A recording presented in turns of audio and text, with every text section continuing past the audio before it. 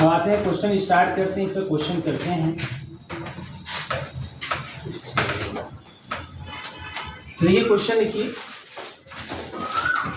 बहुत अच्छे आप लोग लिखिए। Evaluate the residues of Z square upon Z minus 1, Z minus 2, Z minus 3 at Z is equal to at, ऐसे लिखते हैं, एट 1 2 3 एंड इनफाइनाइट या at infinity and so that their sum is 0। ये भी हमें शो करके दिखाना है, and so that their sum is 0। ठीक है, अब ये क्वेश्चन है कि आपको रेसिड्यू इवैल्यूएट करना है, रेसिड्यू निकालना है। अब ये सॉल्व करने की बात नहीं है, रेसिड्यू निकालना है केवल। ठीक है, और किस पर रेसिड्यू निकालना है? एट 1 2 3 इस पर और इन्फिनिटी पर। ठीक है, बहुत ही सिंपल। बेटा ये हमारा एफजेड है z square upon Z minus का 1, जेड माइनस का 2, जेड माइनस का 3, ये हमारा एफजेड। क्लियर सबको? ये एफजेड हो गया। अब रेसिड्यू निकालना है जेड इक्वल टू 1 पे, 2 पे, 3 पे, इन्फिनिटी पे। बहुत ही सिंपल, मैंने आपको लिखाया है residue at Z equal to 1। क्या लिखेंगे?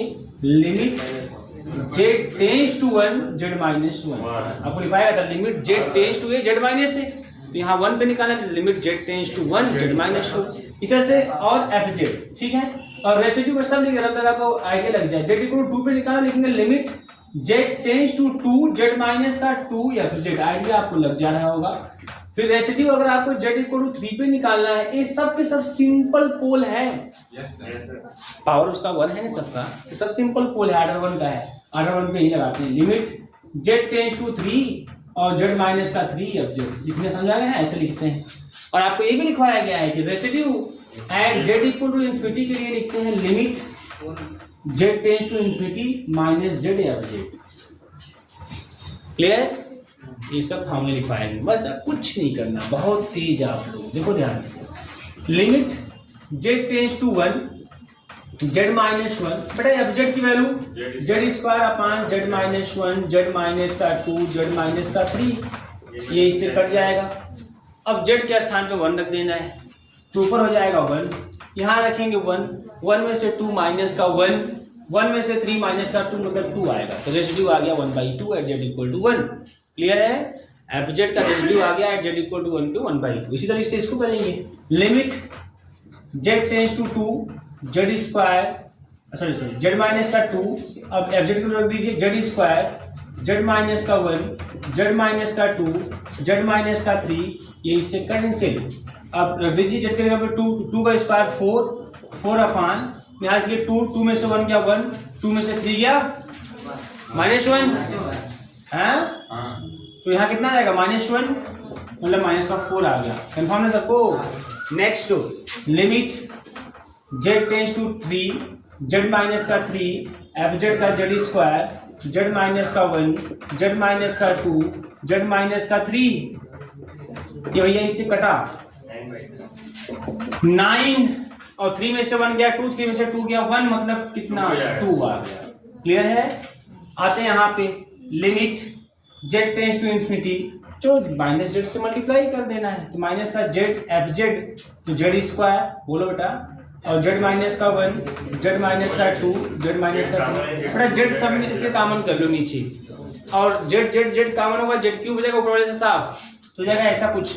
इफेक्ट बढ़ा लेते हैं, limit Z tends to infinity, ऊपर माइनस का 1 अपॉन, यहाँ जेड कॉमन करेंगे 1 - 1 upon Z, 1 - 2 upon Z, 1 - 3 upon Z.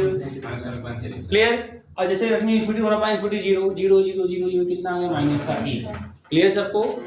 Some of the residue भी निकाल लो भैया, सम ऑफ द रेसिड्यू भी निकाल लो। ये भी बोला था कि इसको भी निकाल के बताइए, 0 आ गया है, तो सम ऑफ द रेसिड्यू कितना आ जाएगा यहाँ पे?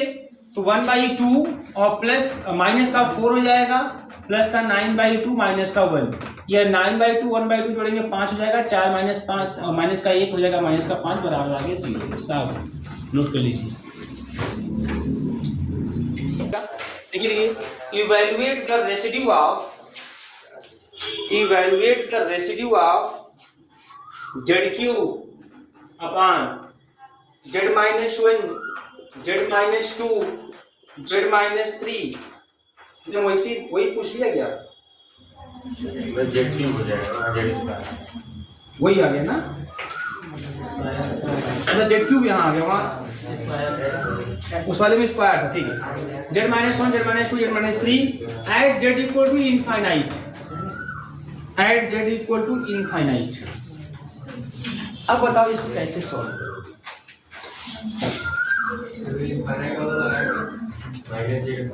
क्या कैसे लगाओगे अगर यहाँ पे अगर उसको लगाते हो माइनस का जेड और एफ जेड वाला है ना जेड पावर 4 हो जाएगा ऊपर एक जेड बच जाएगा और लिमिट ऑपरेटर तो इन्फिनिटी आ जाएगा बात समझ आ रही है इसका मतलब कि अब हम उसको नहीं लगा सकते है ना हमें उनको रेसिड्यू निकालना है तो कॉची का फॉर्मूला से क्या मतलब है यहाँ पर ठीक है ना तो हम क्या करेंगे इसके लिए तो मैंने आपको residue at Z equal to infinity में एक चीज लिखाया हुआ है कि residue at Z equal to infinity is equal to negative the coefficient of 1/z in the expansion of fz fz का एक्सपेंशन करिए और 1/z का नेगेटिव कोएफिशिएंट चलो देखो ये fz का एक्सपेंशन करो ये हमारा fz है भैया क्लियर है ये हमारा fz है ठीक है अब ध्यान दीजिए जेड क्यूब जेड कॉमन करेंगे 1 माइनस 1/z 1 माइनस का 2/z 1 माइनस का 3/z और सब में से जेड कॉमन के जेड क्यूब हो गया क्लियर है सबको जेड क्यूब से जेड क्यूब साफ हो गया मिल जाएगा 1 माइनस 1/z के पावर -1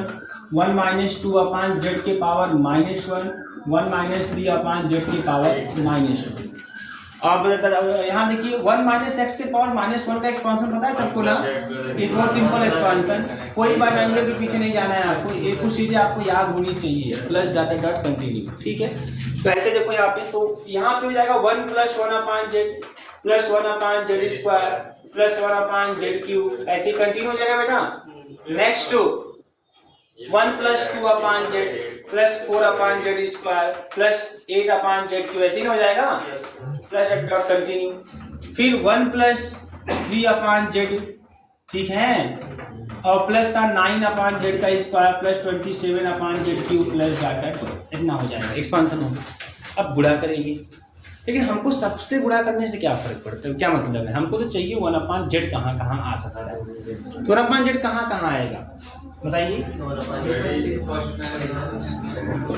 बोलिए भैया 1/z कहाँ कहाँ आएगा 1/z देखो जब अभी तो देखो इसको मल्टीप्लाई करते हैं जब 1 का 2/z में करेंगे तब आएगा 1/z पहले ये तो समझो यहाँ से पहले दूसरा मल्टीप्लाई करते हैं 1/z का 1 में करेंगे तब आएगा 1/z आ जाएगा ना और इन दोनों का आपस में कहीं भी मल्टीप्लाई करेंगे 1/z नहीं आएगा कंफर्म सबको है ना कहीं मल्टीप्लाई कीजिए 1/z नहीं आएगा ठीक है अब इसमें तो ऐसा कुछ आ जाएगा ठीक और सबको मैं छोड़ दे रहा हूँ और यहाँ पे देखो 1 + 3/z और प्लस का 9/z स्क्वायर और प्लस डॉट डॉट इस तरीके से और फिर गुणा करेंगे आप 1/z कब आएगा जब इसका इसमें गुणा करेंगे तब ना आएगा क्यों कहीं आने वाला है और कहीं नहीं आएगा और उसका किसी गुणा कीजिए नहीं आने वाला है कंफर्म है सबको ना एक चीज मैं आपको बता दूं एक चीज छूटा हुआ है आगे 1 प्लस भी करेंगे आप क्योंकि 1 का गुणा 1 में करेंगे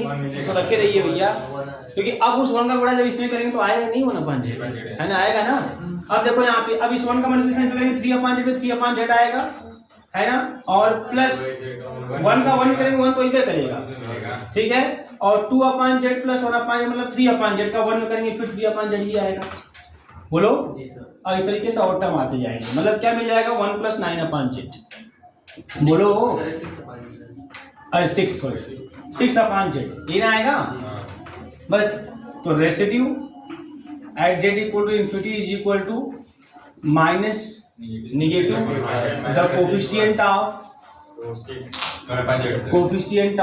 1/z in the expansion of fz तो 1/z का कोफिशिएंट कितना 6 है ना 6 है तो माइनस का 6 आपका आंसर हो गया काम खत्म नोट कर लीजिए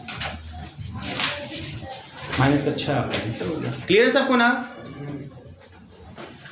इवैल्यूएट द कौन भाई है जी? Evaluate the residues of F Z, evaluate the residues of F Z, F Z where F Z is equal to e to the power z upon z square plus 9, ठीक है, at z equal to 0 minus 3i plus 3i, ठीक है। अब यहाँ residue निकालते हैं, ठीक है। अब बताओ यहाँ पे कि यहाँ पे जो पोल है z इक्वल टू 0 जो है, ये पोल है, सब पोल है, ये सब क्या है? पोल है। तो z इक्वल टू 0 ये कितने ऑर्डर का पोल है? 0 ऑर्डर का। वाह, कहा के पेड़ो z equal 0 is the pole of order 2, ये ऑर्डर 2 का पोल है। कैसे पता चला? ये डिनोमिनेटर कर देंगे 0 ना, ये z स्क्वायर मतलब समझते हो बेटा क्या है? ये z माइनस 0 का स्क्वायर, एक जगह जो 0 है, अब पावर 2 है, इसका मतलब 0 is the pole of order 2, order 2 का पोल है। और जब इसको आप फैक्टराइज करोगे तो z plus 3i, z minus का 3i मिलेगा। तो एक बार प्लस 3i, एक बार माइनस 3i मिलेगा। तो जो z equal two plus 3i है, प्लस माइनस 3i जो है ना, ये सिंपल पोल है, मतलब ऑर्डर 1 का पोल है। क्लियर है? अब ध्यान दीजिएगा, ऑर्डर 1 से ज्यादा के लिए जब रेसिड्यू निकालते हैं, residue at z equal to a जब निकालते हैं हम लोग ऑर्डर m के लिए, तो ऑर्डर m के लिए क्या फॉर्मूला लिखा गया था? 1 upon factorial m minus 1 d m minus 1 d z m minus 1, और भैया z माइनस a है ना, a to the power m f z। और ये पूरा किस पर निकालते हैं? At z tends to a पे निकालते हैं, limit z tends to a, इसी में निकालते हैं, निकाल लेते हैं हम लोग।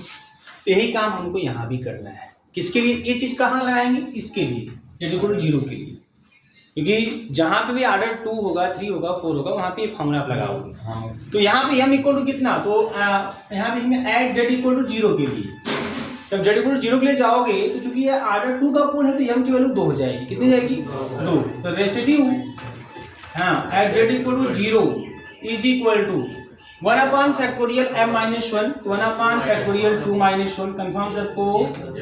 और d 2 माइनस 1 मतलब d खाली रहेगा, d अपॉन dz। और z माइनस का a मतलब 0, a मतलब 0, और m का वैल्यू कितना है? 2 है। और fz कितना है? e to the power z upon, है ना, z स्क्वायर, यही ना भैया, into z square, into z square. Clear सबको? ये निकालेंगे हम लोग, वो भी बाद में लगा दे, है ना, जेड टेंड्स टू ई पर। ठीक है, तो देखो इससे कट जाएगा, कट जाएगा। अब इसको हमें सॉल्व करना होगा। ठीक है, अब बता दूं आप लोगों को, जब भी क्वेश्चन आपको देता है ना, तो ऑर्डर 2 का ही देता है अक्सर करके, 3-4 का नहीं देता। मालूम क्यों? अगर 3-4 का देगा तो यहाँ पे d2 अपॉन dz2 आएगा, मतलब उसको 2 बार डिफरेंशिएट करना होगा। 4 हो जाएगा तो 3 बार डिफरेंशिएट करना होगा। तो वो चीज़ नहीं करवाता आपसे कि आप 4 बार 10 बार डिफरेंशिएट करिए। ठीक है ना? तो जब भी आपको कोई न्यूमेरिकल देगा ना एग्जाम में, तो 2 ऑर्डर का ही देता है, बेसिकली 2 ऑर्डर का ही। एक बार डिफरेंशिएट कर दिया बहुत है, उतने बहुत है ना, या तो फिर सिंपल। ठीक है, अब बेटा यहाँ पे अब इसको सॉल्व करते हैं, कैसे निकालेंगे? या 2 माइनस 1 मतलब 1, तो ये 1 आएगा पूरा। इसको डिफरेंशिएट करते हैं कैसे? न्यूमरेटर अपॉन डिनोमिनेटर से। डिनोमिनेटर z स्क्वायर प्लस का 9 e to the power z। Clear है? अच्छा, z टेंड्स टू a, क्या z टेंड्स टू 0 है ना, इक्वल टू 0 है ना यहाँ पे, है ना। तो रेसिड्यू z इक्वल टू 0 निकाल रहे हैं, तो यहाँ से एक फार्मूला है, यहाँ z टेंड्स टू 0 है। तो डिनोमिनेटर और न्यूमरेटर का डिफरेंशिएशन उतने आएगा, माइनस का न्यूमरेटर और इसका डिफरेंशिएशन 2z। बताओ, अपॉन z स्क्वायर प्लस 9 का होल स्क्वायर। और ये पूरी बातें z टेंड्स टू 0 पर करनी है। क्लियर है? अब इसको थोड़ा सॉल्व कर लेंगे। बेटा z square e to the power z है, और z स्क्वायर है ना, ये ना है। तो अब बताओ यहाँ का हम ऑपरेट कर दे z टेंड्स टू 0, कि क्या होने वाला है, ऑपरेट कर दीजिए, लगा दीजिए टेंस टू 0। तो यहाँ जगह 0, 0 प्लस 9 होगा, और e के पावर 0 आपका 1 होता है ना। फिर माइनस यहाँ जेड टेंस टू 0 देंगे, साफ हो जाएगा पूरा, यह हो गया अपान यहाँ 0 9 81 कितना आ गया 1/9 आ गया, residue at Z equal to 0। Clear है। अब इसके बाद residue at Z equal to 3i पे निकाल लेते हैं। ये सिंपल वाला है, सिंपल वाले के लिए क्या करते हैं पता है, limit Z tends to 3i z minus का 3i हाफ से, बात समझ आई सबको, बोलो।